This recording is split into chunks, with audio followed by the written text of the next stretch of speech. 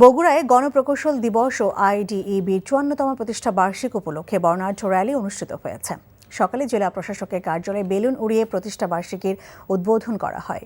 পরে আইডিইবির সভাপতি খাদিমুল ইসলামের নেতৃত্বে এক বর্ণাঢ্য র্যালি বের হয়ে শহরের বিভিন্ন সড়ক প্রদক্ষিণ করে। এ সময় প্রধান অতিথি হিসেবে উপস্থিত ছিলেন অতিরিক্ত জেলা প্রশাসক সার্বিক মেজবাউল করিম।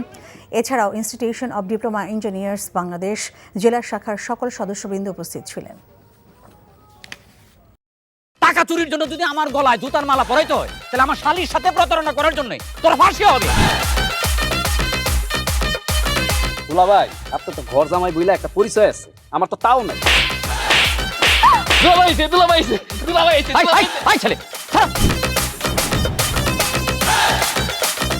রাজনৈতিক ফ্যামিলির মেয়ে হয়ে ওই কাজ করবে। যারে পাবো হারে পিটামু, রক্তের নেশায় ধরতে, রক্তের নেশায়, কাঁচা রক্তের নেশায় ধরতে। তোমার এই পলিটিক্স আমার বাম পকেটে থাকে। পাকুতের বউরে ঝামেলা পাকাই। এই বেটাই, আমি তখন বিয়ে করিনি। দুইটার আমি গুলি করে মারু। মাসুদরা কোনোদিন ভালো হয় না।